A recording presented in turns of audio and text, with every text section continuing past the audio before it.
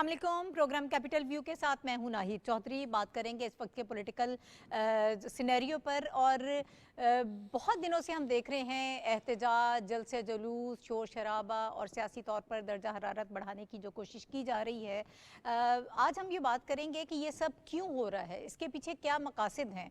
पहले तो जलसे जुलूस जो हैं उसकी तरफ जाया गया, लेकिन वहाँ पर जब हमें सब ये जानते हैं ये बात कि जब लोगों ने रिस्पॉन्ड नहीं किया, पब्लिक नहीं निकली, आवाम बाहर नहीं आई, तो फिर इस सारे मामले को एहतजाज की शक्ल दे दी गई है, एहतजाज में तब्दील करने की कोशिश की जा रही है। पिंडी का जलसा भी मनसूख किया गया और उसको भी एहतजाज का नाम दिया गया। अब ये ऐलान किया गया है कि 4 अक्टूबर को एक और एहतजाज होगा, डी चौक में आएंगे और उसके बाद फिर जो दीगर इलाके हैं पंजाब के, वहाँ पर यह एहतजाज का सिलसिला बढ़ाया जाएगा और फिर लाहौर मीनार पाकिस्तान में एहतजाज होगा। क्यों इसकी तरफ जाया जा रहा है? ये तसादुम की सियासत, ये इंतशार, ये सब चीज़ें किस चीज़ का इंदिया देती हैं? आने वाले हालात जो हैं वो किस तरफ जा रहे हैं, इस पर भी हम प्रोग्राम में बात करेंगे। और इंटरेस्टिंगली जो इस वक्त पाकिस्तान तहरीक इंसाफ के अंदर हमें डिवीजन नज़र आ रही है, उस पर बात करना बहुत ज़रूरी है। बहुत सारी वजूहात हैं जिनकी वजह से ये फ्रस्ट्रेशन इस वक्त हमें नज़र आ रही है। जब कुछ क़यादत जेल में है और बानी चेयरमैन जो हैं वो पीटीआई के वो जेल में हैं, लेकिन जो बाहर क़यादत है वो लोगों को बाहर निकालने में कामयाब हो चुकी है। अब आज की खबर ये भी थी कि चेयरमैन बैरिस्टर गौहर साहब जो हैं उनको तब्दील किया जा रहा है और शायद असद कैसर साहब जो हैं उनको मुंतखब किया जाएगा, लेकिन इस पर भी कोई नज़र नहीं आ रहा कि अमल दरामद होगा। ये हो क्यों रहा है, असल तो सवाल ये है। अगर किया जा रहा है, लेकिन बानी जो पीटीआई हैं वो असद कैसर से भी नाराज़ नज़र आते हैं। जब आप जलसे जुलूस की बात करते हैं, जलसे का अरेंज किया जाता है, तो आपकी जो मेन क़यादत होती है वो वहाँ से गायब होती है। वो कहाँ होती है? अली अमीन गंडापुर पेशावर से लोगों को लेकर निकलते हैं, लेकिन ना वो पिंडी पहुँच पाते हैं, ना वो संजानी वाले जलसे में पहुँच पाते हैं और ना लाहौर वाले जलसे में पहुँच पाते हैं। तो ये सब अंदर क्यों हो रहा है? जो एक क़यादत की जंग हमें नज़र आ रही है अंदरूनी तौर पर, उसकी वजह से ये सारी चीज़ें ख़राब हो रही हैं। और अब डू डाई वाली जो बात हो रही है, तो इसका मतलब ये है कि अब आपको किसी चीज़ की परवाह नहीं है। इस पर हम बात करेंगे प्रोग्राम के पहले हिस्से में। मुझे जो ज्वाइन कर रही हैं पैनलिस्ट, उनका इंट्रोडक्शन मैं आपसे करा दूँ। हमारे साथ प्रोग्राम में मौजूद हैं रशीद साफ़ी साहब, शहनीला अमार साहिबा, डॉक्टर फ़ारूक आदिल साहब और आगा इकरार हारून साहब प्रोग्राम का हिस्सा है। आप सबको बहुत शुक्रिया हमें ज्वाइन करने के लिए। साफ़ी साहब, आपकी तरफ आऊँगी। ये जो एक एहतजाजी सियासत की जा रही है, एक बड़ा सवाल तो ये है कि इसका अंजाम क्या होगा। जो मकासद आप हासिल करना चाहते हैं, क्या वो आप हासिल कर पाएंगे? लेकिन एक बड़ा अहम सवाल ये भी है कि हमें जो इस वक्त नज़र आ रही है तकसीम और जो डिवीजन नज़र आ रही है, उसका इम्पैक्ट आप क्या देख रहे हैं? शुक्रिया नाहिद। देखिए, पाकिस्तान में जब जब भी कोई सियासी तहरीक चली है तो कोई वाज़ा एजेंडा उन तहरीकों के पीछे होता है। इस वक्त पीटीआई के तहरीक का सब मंबा जो है वो एक शख्सियत के ज़ात के गिर्द है। वो अदालत के हुक्म पे जेल में है उनका लीडर, और अदालत के हुक्म ही पे जेल से बाहर निकलेंगे। ये जो पीटीआई का एहतजाज का सिलसिला जो इन्होंने शुरू किया, जिसमें अवामी शमूलियत, आपका कहना बिल्कुल दुरुस्त है कि दिन ब दिन उसमें कमी आ रही है, और इनके जो लीडरान हैं, जो जेल से बाहर लीडरान हैं, उनके लहजों में तलखी आ रही है, तो इस बात की अलामत है कि उनको आवाम की तरफ से कोई सपोर्ट नहीं मिल रही। और दूसरी बात यह है कि उनको अपने राह का मुतय्यन होना भी उनको कोई इल्म नहीं है कि उनका रास्ता, सियासी मंजिल क्या है। इस फ्रस्ट्रेशन में वो फिर इस किस्म के बयानात देते हैं, इस किस्म के इक़दामात करते हैं, जिससे सिर्फ टकराव की सियासत जन्म लेती है और सिर्फ आवाम के दिलों में नफ़रत डालने की कोशिश की जाती है।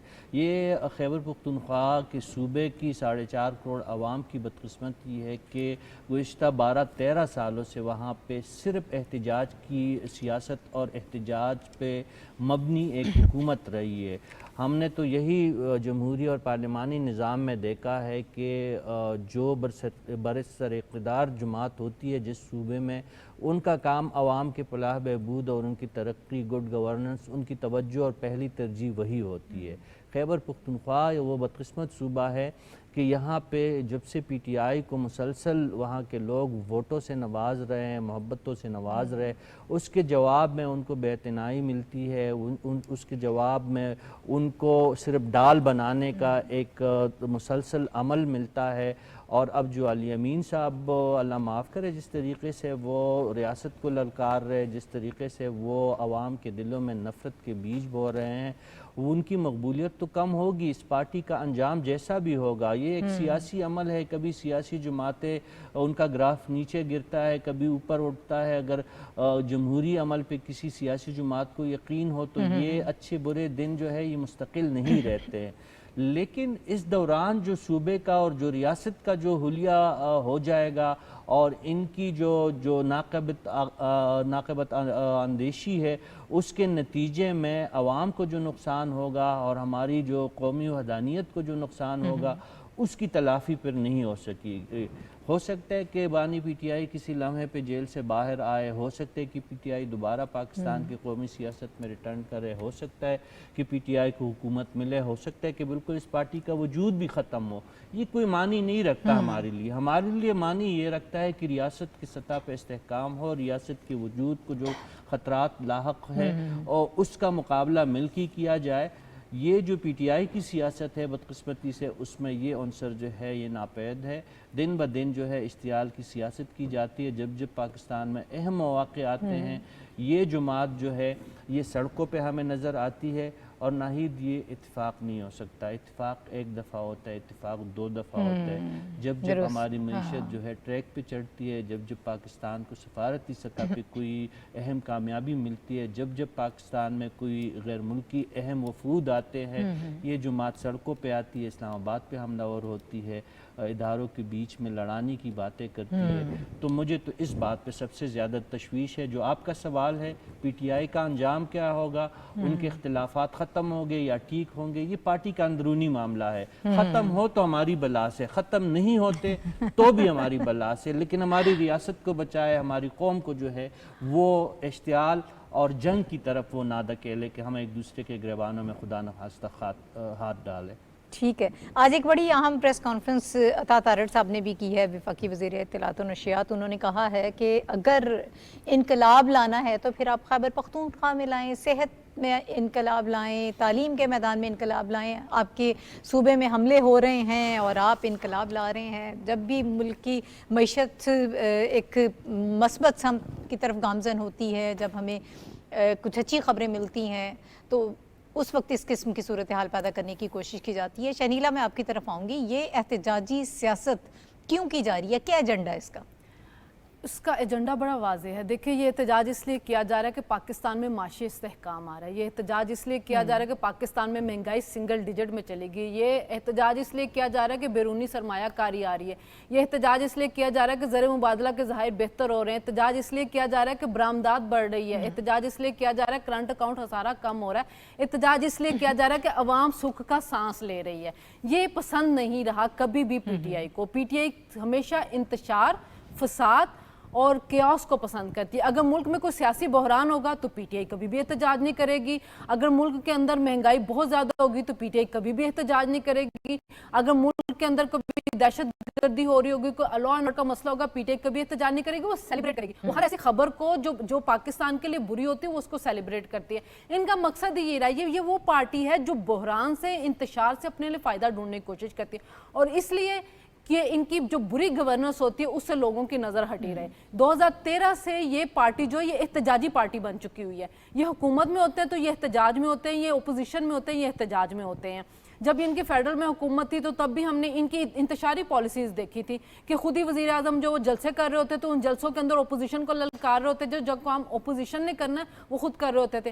اب جو علی امین گنڈا پور صاحب ہیں وہ اپنے صوبے میں بیٹھ کے کوئی گورننس کو بہتر کر لیں، وہ نہیں کر رہے ہیں، کیونکہ ان کو پتا ہے کہ 11 سال میں ہم نے صوبے میں تباہی پھیر دی ہوئی ہے۔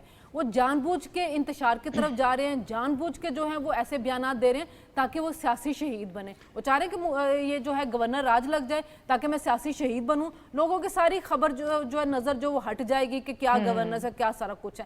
کیونکہ اگر یہ پارٹی کوئی ملک کے لیے کی خیر خواہ ہوتی تو اس صوبے میں کوئی کام کر رہی ہوتی۔ کیا یہ اچھا ہوتا نا کہ ہم پنجاب، اور یہ جو ہر لوگ پنجاب کو دھمکیاں دیتے ہیں چڑھائی کی، بھئی پنجاب کا اور آپ کا مقابلہ ہوتا ہیلتھ کے اندر کہ آپ نے کیا کام کیا، پنجاب کیا کر رہا ہے، ایجوکیشن کے اندر ہوتا، मरियम नवाज हर रोज एक प्रोजेक्ट का इफ्तिताह कर रही होती और आप हर रोज एक नई गाली इजाद कर रहे होते हैं। ये जो गंडापुर साहब हैं हर रोज एक नई धमकी इजाद कर रहे होते हैं जो वफाक को देनी होती है, या हर रोज एक लश्कर तैयार कर रहे होते हैं जिसके साथ उन्होंने वफाक पे चढ़ाई करनी होती है। इनका मकसद सादा है, मकसद सिर्फ एक ही है कि पाकिस्तान को इंतशार में, क्योस में रखो। जो बानी पीटीआई हैं वो तो वैसे ही फ्रस्ट्रेशन में, क्योंकि काफ़ी टाइम हो चुका है जेल के अंदर, वो अब निकलना चाह रहे हैं। उनको पता है कि जो केसेस चलेंगे उसके जो फैसले आने, मैंने अभी मजीद जेल के अंदर रहना है, तो वो अपनी फ्रस्ट्रेशन निकाल रहे हैं, अली अमीन गंडापुर अपनी फ्रस्ट्रेशन निकाल रहे हैं। तो वो फ्रस्ट्रेशन जो है वो इस मुल्क के लिए तबाही का बाइस बन रही है। और ये वैसे तबाही को वैसे भी पसंद करते हैं, लेकिन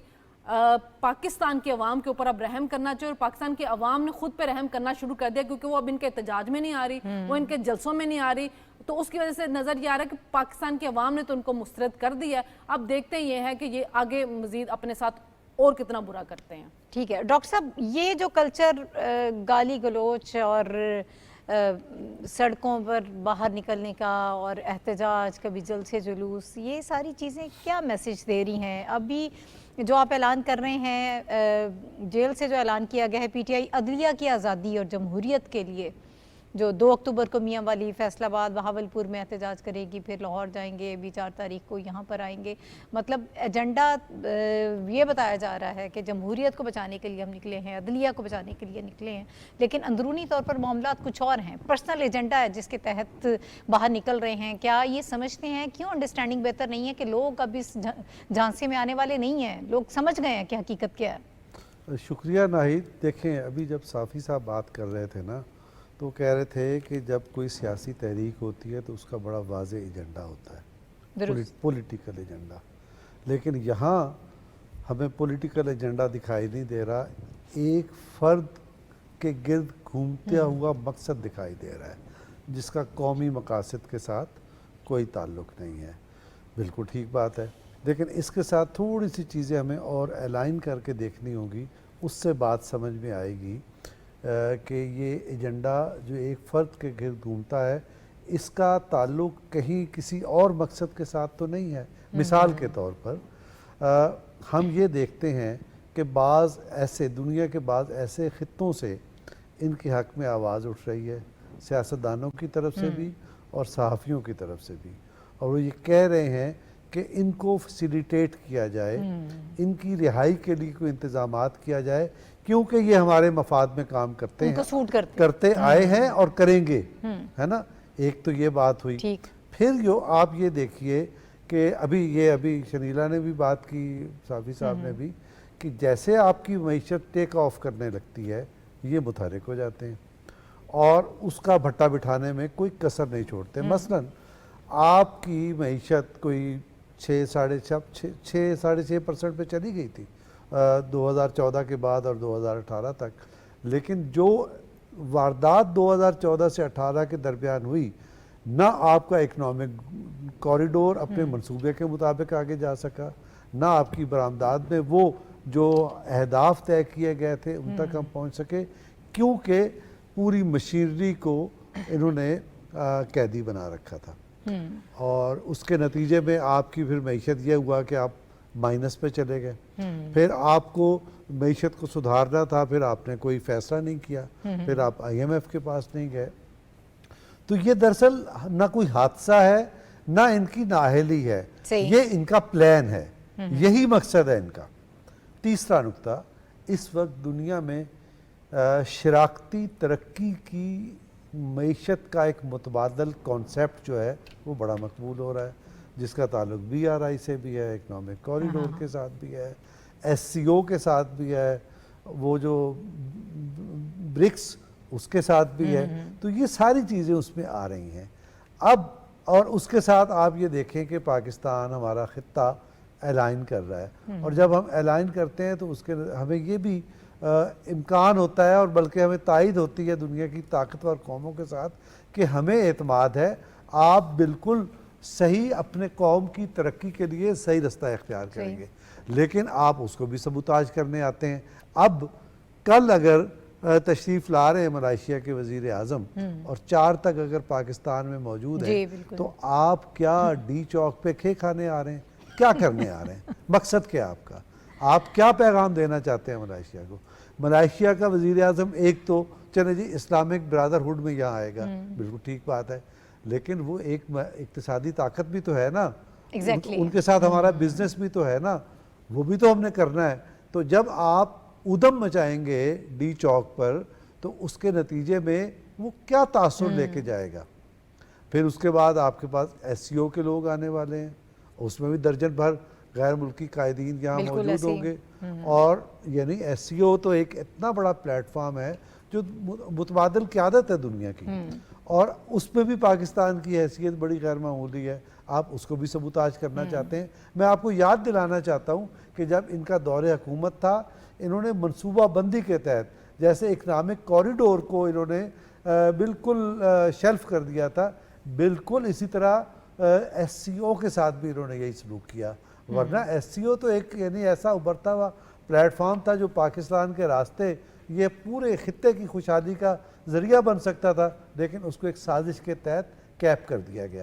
تو اب پھر وہی یعنی اب آپ نہیں ہیں، اور اس کے ساتھ پوری دنیا بھی کمیٹڈ ہے، پاکستان بھی کمیٹڈ ہے، اور آپ اس کو سبوتاج کرنا چاہتے ہیں. یہ مقصد ہے اور اسی کے تحت یہ سب کچھ ہو رہا ہے. ایک آخری بات یہ کہنا چاہتا ہوں، گروہ بندی پر بڑی تفصیل سے بات ہوئی. گروہ بندی بالکل موجود ہے، اور جہاں اس طرح کے مفادات ہوتے ہیں ہر آدمی اپنا حصہ بھی تو لینا چاہتا ہے نا، اس وجہ سے بھی اختلافات ہوتے ہیں. لیکن اس مرحلے پر گالی دینے کا جو مقابلہ ہوتا ہے وہ ہمیشہ گنڈاپور صاحب جیت جاتے ہیں، لہذا ان کی گڈی چڑھی ہوئی ہے. ٹھیک ہے. اچھا آغا صاحب، آپ اس کو کس طرح سے دیکھ رہے ہیں؟ کیا مقاصد اس وقت مد نظر انہوں نے رکھے ہوئے ہیں؟ ایجنڈا جو ہے وہ بظاہر کچھ اور چیزیں اعلان کرتے ہیں کہ کسی اور چیز کے لیے ہم باہر نکل رہے ہیں، لیکن ہم سب جانتے ہیں کہ جو پریشر بڑھانا چاہتے ہیں. تو کیا اس طرح سے ایک انتشاری سیاست سے، سیاسی درجہ حرارت بڑھانے سے اپنے مقاصد حاصل کیے جا سکتے ہیں؟ بہت شکریہ. دیکھیں، میرے دوستوں نے اتنی تفصیل سے ان کے سیاسی مقاصد بیان کر دی. ان کے سیاسی مقاصد ہیں یہی کہ پاکستان میں انارکی ہو، اور پاکستان کی جو بھی تصویر باہر جائے وہ ایک پروٹیسٹ جو ہے تصویر ہو، کہ پاکستان میں ہر وقت کوئی نہ کوئی ایک پروٹیسٹ ہو رہا ہوتا ہے. کیونکہ انویسٹر سب سے زیادہ جو بھاگتا ہے نا، وہ بھاگتا ہے کہ اگر وہاں پہ پروٹیسٹ ہو رہے ہو. ایون میں ایک بات بتاؤں آپ کو، ہم نے دیکھا ہے، اگر آپ افریقہ کی بات کرتے ہیں تو آپ کو یاد ہوگا جب بوکو حرام اپنی پوری طاقت میں تھا تو افریقنس بہت ساری کنٹریز میں ٹیررزم چل رہا تھا، ایون ابھی بھی چل رہا ہے نائجیریا میں، لیکن انویسٹمنٹ آ رہی تھی. انویسٹمنٹ کو ٹیررزم سے زیادہ جو خوف ہوتا ہے وہ ہوتا ہے اربن ایریا پروٹیسٹ کے اوپر، کیونکہ وہ چوک کر دیتا ہے پوری جس کو آپ کہتے ہیں نا سپلائی چین کو. یہ this is what they are doing. اور آج سے نہیں، میرے دوستوں نے بہت ہی شاندار طریقے سے پوری کی پوری پی ٹی آئی کی جو اپنا فیبرک ہے وہ آپ کے سامنے رکھتی ہے. یہ ایک وقت نہیں، ابھی یہ آپ ملیشیا کی بات کر رہی ہیں، ایسے کہ آپ دیکھ یہ شروع ہوا تھا 2014 میں جب پریزیڈنٹ نے آنا تھا اس نے چائنا نے، تب سے لے کر آج تک ان کا رویہ ایک ہی ہے. لیکن اس میں جو خطرناک، جس کو پنجابی میں کہتے ہیں جو انہوں نے تڑکا لگایا ہے نا، وہ بہت ہی خطرناک ہے. انقلاب کا تڑکا جو اب لگایا جی، وہ ہے ریاست کے خلاف ایک فیڈریٹنگ یونٹ جو ہے، اس نے کہ جو چیف ایگزیکٹو ہے اس نے اناؤنسمنٹ کی ہے کہ ہم آرمز ریزسٹنس یا آرمز سٹرگل کریں گے ریاست کے خلاف. میں حیران ہوں اس بات پہ کہ ایک آدمی جس نے کانسٹیٹیوشن کے اوپر اوتھ لیا ہو اور وہ آج یہ بات کر رہا ہے اور وہ ابھی تک اپنی سیٹ کے اوپر بیٹھا ہوا ہے. اس سے کچھ باتیں ہمیں حقیقتیں پتہ چلتی ہیں جو ہمارے مستقبل میں کام آئیں گی.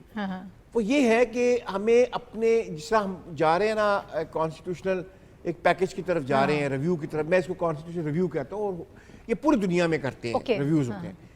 اس کو بھی دیکھیں.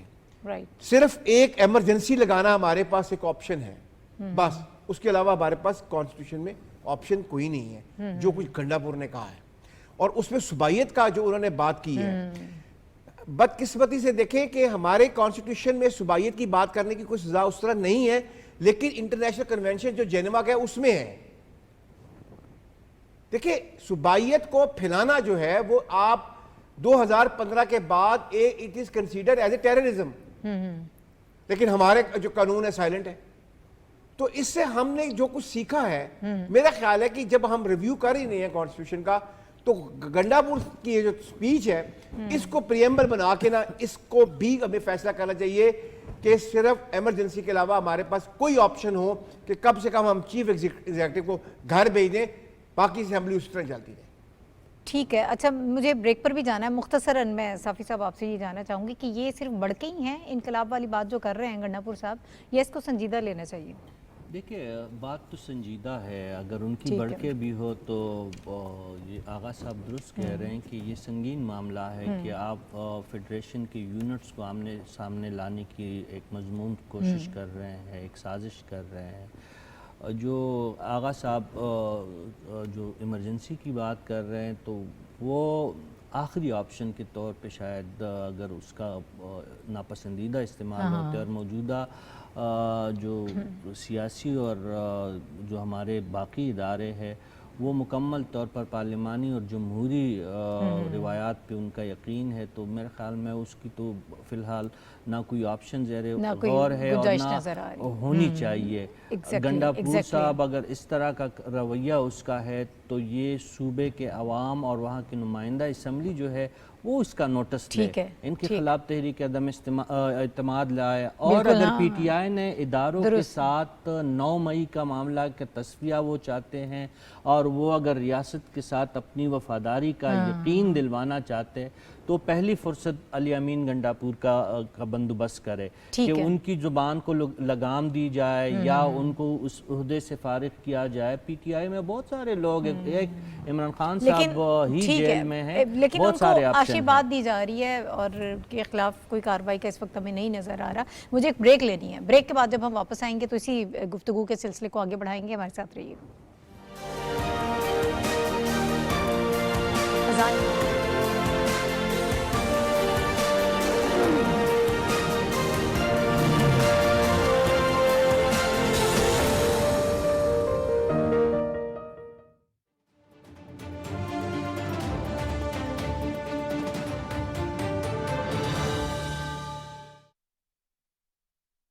اللہ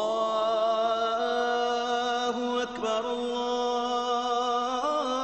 اللہ اکبر اللہ اکبر اللہ اکبر اشہد ان لا الہ الا اللہ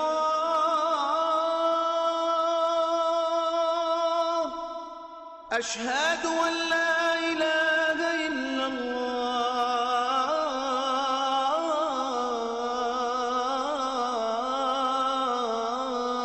الله أشهد أن محمدا رسول الله أشهد أن محمدا رسول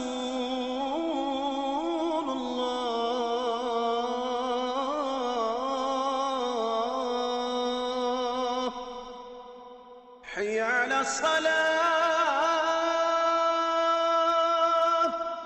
حي على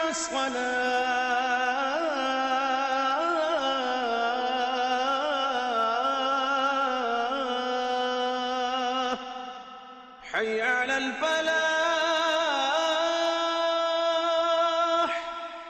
حي على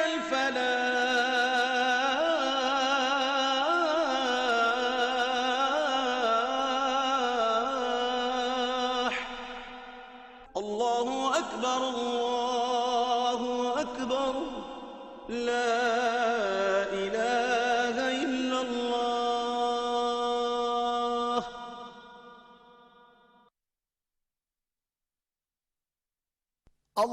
اللهم صل على محمد وعلى آل محمد كما صليت على إبراهيم وعلى آل إبراهيم إنك حميد مجيد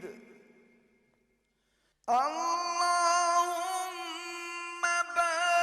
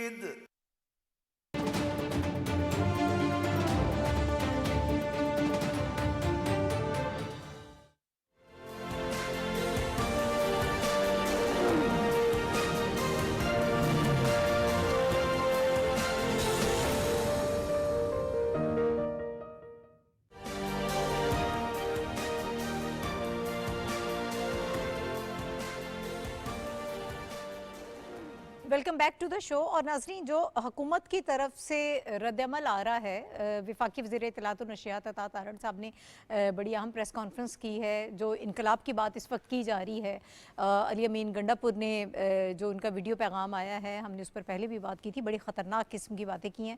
उन्होंने रिस्पॉन्ड किया कि सरकारी वसाइल को इस्तेमाल करके आप वफाक पर लश्कर कुशी करना चाह रहे हैं, ये किसी सूरत एक्सेप्टेबल नहीं है और ये नाकाबिल माफ़ी है, इसकी इजाज़त नहीं दी जा सकती। हम अमन व अमान अगर आप ख़राब करेंगे तो यकीनन कोई भी हुकूमत इसकी इजाज़त नहीं देगी, और अगर आपने मुकाबला करना है या इनकलाब आप लाना ही चाहते हैं तो फिर आप KPK, आपके सूबा हुकूमत आपके पास है, पिछले 11 साल से आप हुकूमत कर रहे हैं, वहाँ सेहत के मैदान में, तालीम के मैदान में, आप जहाँ चाहें इनकलाब ला सकते हैं, आप वहाँ पर काम कर सकते हैं। वहाँ पर आपकी कारकर्दगी सिफर है, वहाँ काम करने को तैयार नहीं है, हमले हो रहे हैं, दहशत गर्दी है, लेकिन उसकी कोई फ़िक्र नहीं है। तमाम जो वसाइल हैं सूबे के वो आप एहतजाज में और जलसे जुलूसों में इस्तेमाल कर रहे हैं, तो ये कहाँ की अक्लमंदी है। बहरहाल इसके हवाले से हम गुफ्तगू भी कर रहे हैं और ये भी कहा गया है उनकी तरफ से कि मुल्क की इकॉनमी जब भी बेहतरी की तरफ जाती है, मईशत बेहतर होती है, तब इस किस्म की सूरत हाल पैदा करने की कोशिश की जाती है ताकि मामलात को ख़राब किया जाए।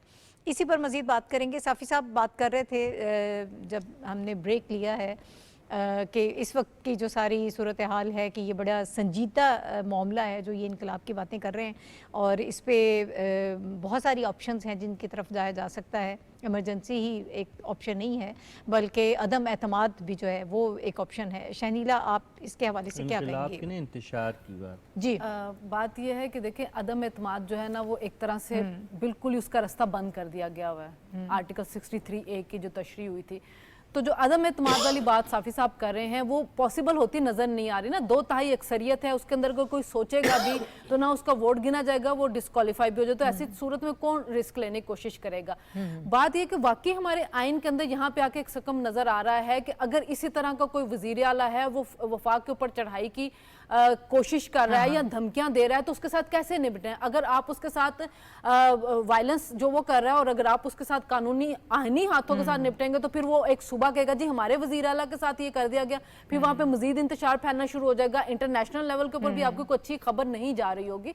तो कोई ना कोई रास्ता आइन के अंदर वाकई निकालना चाहिए कि अगर इस तरह को कोई वजीर आला है वो लश्कर कशी कर रहा है, चढ़ाई कर रहा है आके, और उसकी पार्टी जो है वो उनके हाथ बांध दिए गए हैं पार्लियामेंट के अंदर, तो फिर क्या रास्ता होगा। गवर्नर राज की तरफ मैंने पहले भी बात की थी कि ये तो चाहते हैं कि गवर्नर राज की तरफ जाएं क्योंकि सियासी शहीद बनना चाह रहे हैं, सूबा इनका डिफॉल्ट की तरफ पहुंच चुका हुआ है और ये चाह रहे हैं कि जो इनके सूबे के अंदर जो सारा गंद है वो फिर गवर्नर के सर के ऊपर चला जाए, तो वो हुकूमत को नहीं चाहिए कि ये काम हो। तो इसकी वजह से कोई आईनी रास्ता जरूर निकालना चाहिए कि जब ऐसा कोई वजीर आला हो जो हथियार उठा ले वफाक के खिलाफ, तो आपने कैसे निबड़ना है।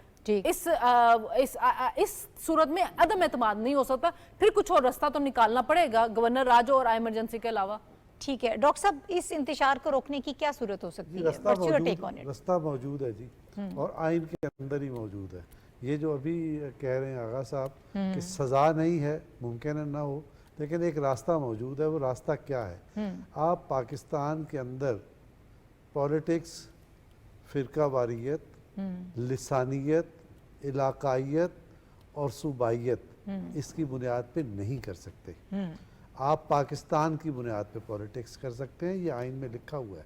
सही। तो अगर कोई इसकी पाबंदी नहीं करता तो दरअसल वो आइन शिकनी का मुर्तकब हो रहा है, और अगर कोई आइन शिकनी का मुर्तकब होता है तो आपके पास उसकी सज़ा भी मौजूद है, उसकी प्रोसीडिंग भी आप कर सकते हैं। तो मेरे ख्याल में इस वक्त सिचुएशन ऐसी है जो इन्होंने कर दी है अली अमीन गंडापुर साहब ने, तो इन्होंने एक पूरी फ़िज़ा बना दी है इस पार्टी के ख़िलाफ़ भी। ये पार्टी रियासत के मुकाबिल जाके खड़ी हो गई है, और दूसरे ये कि रियासत के अंदर एक तसादुम की फ़िज़ा पैदा कर दी गई है। जैसे अभी कहा गया कि इदारों को इदारों के साथ, सूबों को सूबों के साथ, और सूबों को विफाक के साथ, ये सारा अमल इनकी तरफ से हो गया है। और मकसद वही है कि आपकी मैशत ना चल सके, आपकी जो खित्ते में एक नई लहर आई है इक़्तिसादी तरक्की की और नए कोऑपरेशन की और कनेक्टिविटी की, वो सारी फेल हो जाए। तो ये तो बहुत बेहतरीन फ़िज़ा मौजूद है। बस देखना ये है कि आपने ऐसी हिकमत से काम करना है कि ये सारा अमल और ख़ास तौर पे पाकिस्तान की मैशत मुतासिर ना हो। लेकिन आर्टिकल 6 मेरे ख्याल में बहुत इंतहा पसंदाना एक इकदाम होगा किसी भी सियासतदान के खिलाफ। ठीक है, हम तो मैं emergency तो और ये तो बहुत जल्दी आप जंप करके चली गई ना। अच्छा, मैं आगा साहब आपकी तरफ आऊंगी। क्या हिकमत अमली होनी चाहिए हुकूमत की, किस तरह से इस इंतशार को रोका जा सकता है? देखिए, पहली तो बात ये है कि जो बात शुरू हुई थी कि एमरजेंसी बिल्कुल ऐसे ही है किसी भी अच्छे जमहूरी सिस्टम में, जैसे कि कहते हैं कि तलाक एक नापसंदीदा अमल है, इस तरह एमरजेंसी भी एक बहुत नापसंदीदा अमल है। मैं बिल्कुल इसके हक में नहीं हूँ, बिल्कुल एब्सोल्युटली साफ़ी साहब का पॉइंट वैलिड है। इसलिए तो मैंने कहा है कि हमारे पास कॉन्स्टिट्यूशन में सिर्फ एक ही चीज़ है। मैंने कुछ दोस्तों से जिन्होंने पाकिस्तान के कॉन्स्टिट्यूशन की बहुत सारी अमेंडमेंट्स में बहुत एक्टिव किरदार अदा किया है, पार्लियामेंटेरियंस ने भी और लॉ मेकर्स ने भी, लॉ राइटर्स ने भी, मेरी उनसे 2-1 दिनों से बात हुई तो एक चीज़ जो मेरे समझ में आई जो वो कह रहे हैं वो इतनी सिंपल है, that is the change in the oath of the chief executive of the provinces. उसमें ओथ में ये बिल्कुल एडिशंस होनी चाहिए कि उनकी कोई स्टेटमेंट जो फेडरेशन के खिलाफ हो या सुबाइयत फैलाती हो, वो ऑटोमेटिकली, जिसको कहते हैं ना, ऑटोमेटिकली वो जो है वो अपना लूज कर देंगे अपनी जो पोजीशन है एज ए चीफ एग्जीक्यूटिव। इस पे कोई मेहनत करने की जरूरत नहीं है।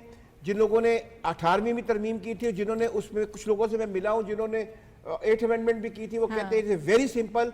और उनमें से 3 लोगों का ये कहता है, मैं नाम नहीं लूंगा यहाँ पे, 3 लोगों का कहना था कि हम ये बात कई दफा कह चुके हैं कि आपको चीफ एग्जीक्यूटिव जो है प्रोविंसेस, उनका ओथ चेंज करना पड़ेगा। हाँ।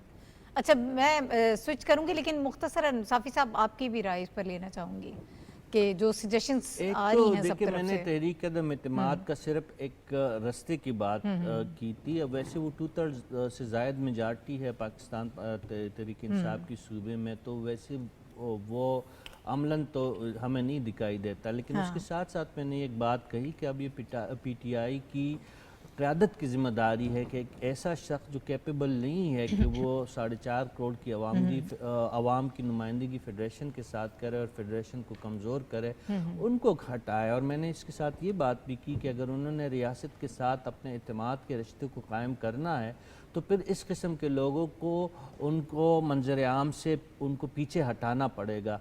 और दूसरी बात ये है कि ये जो कल भी हम डिस्कस कर रहे थे कि अगर अली अमीन जो है वो सिर्फ पूरी दुनिया को पता है, और ख़ुद भी जिस तरह मौलाना साहब ने कहा कि उनके इस बचकाना, नातजुर्बाकारी, बचकाना नहीं, मैं मौलाना साहब ने कहा कि तौहीन समझता हूँ मैं। ये हमें भी इस पर इतनी ज़्यादा मेरे ख्याल में अपनी सर कपाने की ज़रूरत नहीं है। अगर वो इतने ज़्यादा बहादुर होते और इतने ज़्यादा मुहब्ब वतन होते और इतने ज़्यादा सूबे के अवाम से प्यार करने वाले होते तो फितनतुल खवारिज को शिकस्त दे, हम यहाँ से उनको सलाम पेश करेंगे, हम उसके इनकलाब को भी वेलकम कर। इनकलाब तो ये है कि वहाँ पे अपने अमन व अमान जो एक वज़ीर आला और एक चीफ एग्जीक्यूटिव की सबसे प्राइम रिस्पॉन्सिबिलिटी होती है, वो जाए, निकले, अपने इलाके में जाए, कहीं और नहीं, DI खान में अमन कायम कर दे, हम उनको दोनों हाथों से सलाम पेश करेंगे। ये वैसे उनकी जो है लहू गरमाने का जो एक उन्होंने एक तरीका इख्तियार किया जो सरासर नाजायज़ और गलत वो जो पहले भी हम बात कर रहे थे, ये बड़कें लगाना, और जब आप खुद पहुंच नहीं पाते हैं जलसे जुलूसों में, एहतजाज में, उसके बाद फिर जाके एक स्पीच कर देते हैं, एक वीडियो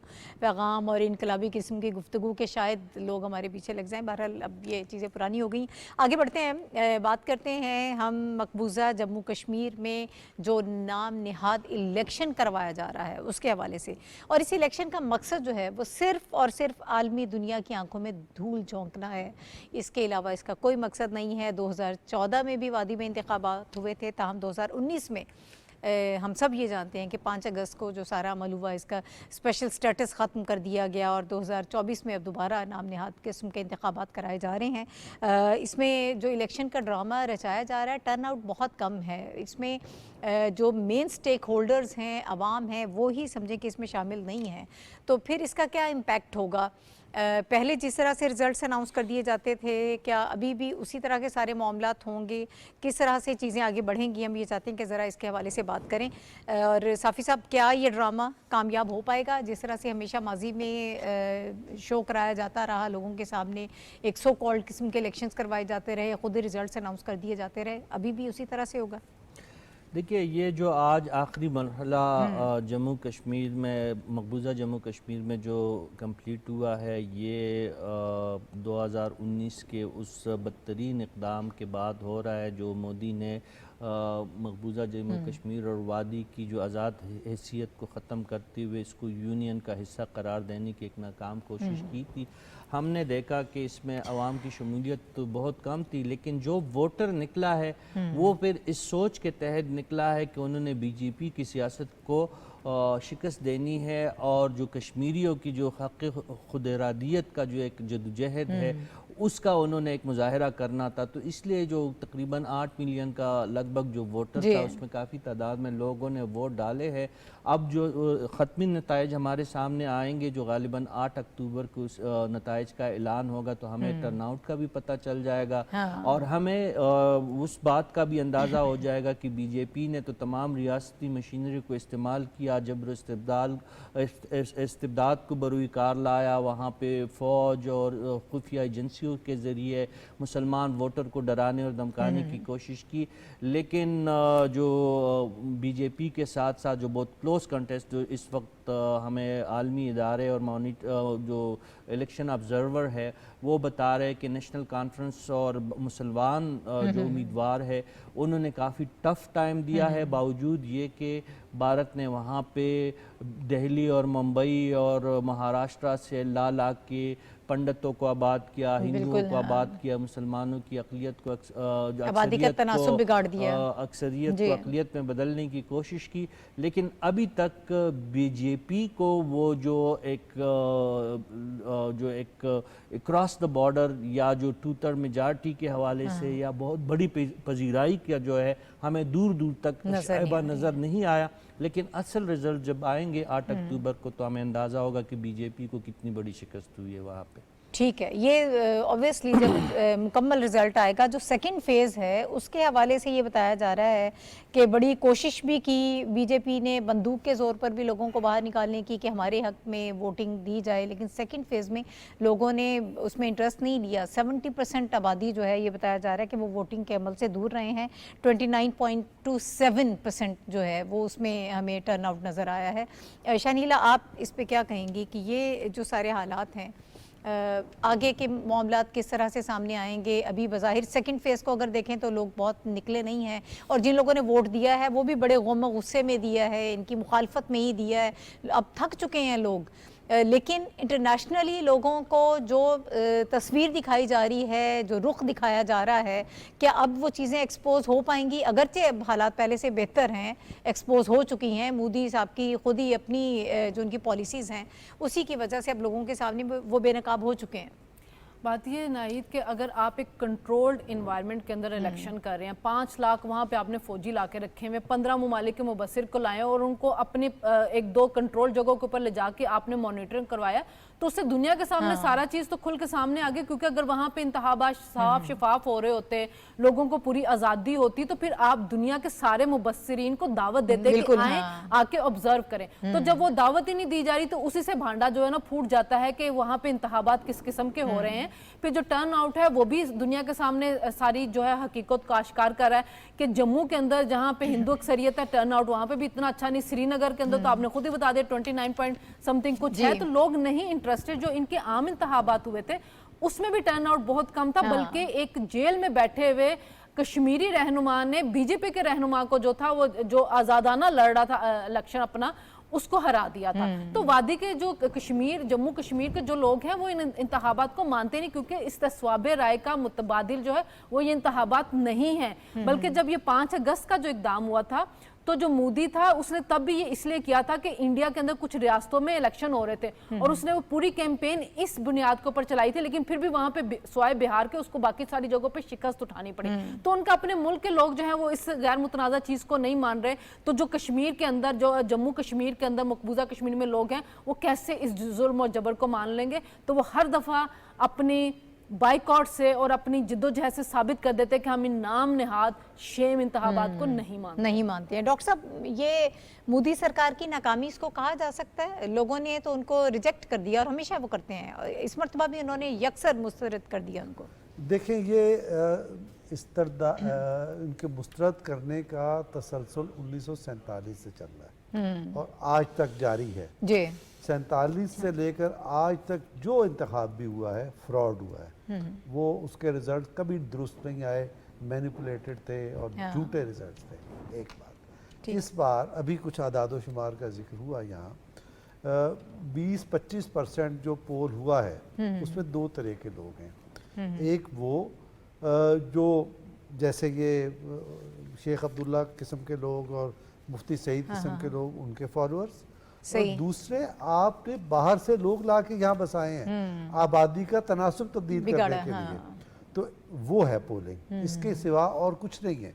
तो कश्मीरी आबादी जो इंडिया के साथ कोई रिश्ता नहीं रखना चाहती, वो आज भी बाइकआउट करके बैठी हुई है इस अमल का, और वो ये देख रही है कि अगर वो इस अमल में शरीक होते हैं तो उसके नतीजे में जो आबादी का तनासुब तब्दील करने की गंदी साजिश है, नापाक साजिश है, एक तो उसको वो तस्दीक हो जाएगी, और दूसरे वो जो 5 अगस्त के गैर आइनी और गैर कानूनी और गैर अखलाकी इक़दामात हैं उनकी भी तायद हो जाएगी।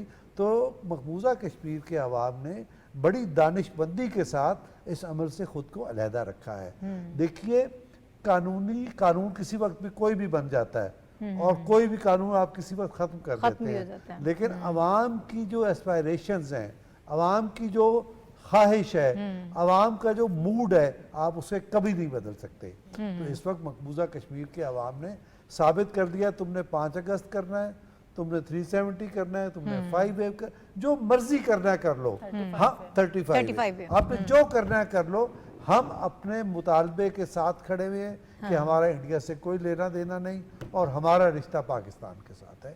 ये इन इंतखाबात में भी साबित हो गया। ठीक है, आगा साहब आप क्या असरात देख रहे हैं इंतखाबात के? देखिए जी, मैं तो हमेशा से इन इंतखाबात को फार्सिकल समझता हूँ, और बेस्ट वर्ड फार्सिकल ही है। जैसे कि डॉक्टर साहब ने भी कहा कि इवन जो ये वोटिंग हुई है, बहुत राइटली डॉक्टर साहब ने वो आपको इंडिकेट किया कि ये वही लोग हैं जिन्होंने डेमोग्राफिक चेंज किया आके, जिनको बुलाया गया है, और थोड़ा सा 5%, 6% वो लोग हैं जो कि महबूबा मुफ्ती वगैरह के इलेक्शंस में पहले भी मौजूद थे, लेकिन ना कभी कश्मीरियों ने वोट डाला है ना वो डालेंगे। ठीक है, तो इसका इम्पैक्ट मैं ये कह रही हूँ कि आने वाले दिनों में, साफ़ी साहब अगर आप थोड़ी सी इस पर बात कर लें। देखिए, इम्पैक्ट तो यही है कि ये जो मोदी सरकार का जो मकरू चेहरा है वो मज़ीद वाज़े होगा, और जो कश्मीरियों की हक़ खुद इरादियत को जिस तरीके से दबाने की कोशिश की है और की जा रही है, वो मज़ीद उसमें ज़ाहिर है अगर मोदी सरकार अपने मकासद को हासिल नहीं करेगा कर पाएगा इस ड्रामे के नतीजे में, तो हमें यही ख़दशा है कि जो वहाँ के मुसलमान हैं उन पर मज़ीद मज़ालिम डाले जाएंगे, और यही ख़दशा पाकिस्तान को भी लाहक़ता रियासती सतह पे। आपको याद है कि वज़ीर आज़म साहब जब UNGA में ख़िताब कर रहे थे तो उन्होंने कश्मीर का ख़ुसूसियत के साथ ज़िक्र किया और भारत को ये बात याद दिलाई कि अगर वो कश्मीर में मज़ालिम नहीं रोकेगा और अगर वो अपने एग्रेसिव पॉलिसियों से बाज नहीं आएगा तो फिर पाकिस्तान भी जवाब देने का हक महफूज रहे। जी डॉक्टर साहब, देखिए, जो भारत के वज़ीर आज़म ने जो खिताब किया है वज़ीर ख़ारजा ने यूनाइटेड नेशन असेंबली में, उसमें उसने पाकिस्तान को धमकी दी है, और उसका जवाब उससे पहले वज़ीर आज़म ने फोर्स ही करके दे दिया कि हम फिर आपके साथ, आप ठंडे पेटू न बर्दाश्त नहीं करेंगे और आपको सज़ा मिलेगी इसकी। मैं ये कहता हूँ कि पाकिस्तानी कौम को भी अलर्ट होना चाहिए, और ख़ास तौर पे उस एलिमेंट को जो पाकिस्तान के अंदर फसाद बर्पा कर रहा है। ठीक है सर, वक्त बिल्कुल ख़त्म हो गया। बहुत शुक्रिया रशीद साफ़ी साहब, शहनीला अमार साहिबा, डॉक्टर फारूक आदिल और आगा इकरार हारून साहब हमारे साथ मौजूद थे, पैनल का हिस्सा थे, और हम गुफ्तगू कर रहे थे इस वक्त कश्मीर में, जम्मू कश्मीर में होने वाले इलेक्शंस के हवाले से। 8 अक्टूबर को जब आएंगे नताइज तो ऑब्वियसली फिर ज़्यादा सूरत हाल बेहतर होगी, लेकिन अभी ये कहा जा सकता है कि वहाँ के अवाम ने यकसर मुस्तरद कर दिया है, टर्न आउट कोई बहुत अच्छा हमें वहाँ पर नज़र नहीं आ रहा। जो मोदी की पॉलिसीज़ हैं उनकी वजह से ऑब्वियसली लोग बाहर नहीं निकल रहे हैं। प्रोग्राम का वक्त ख़त्म हो गया, कल इंशाल्लाह दोबारा आपसे मुलाकात होगी। इजाज़त दीजिए, अल्लाह हाफ़िज़।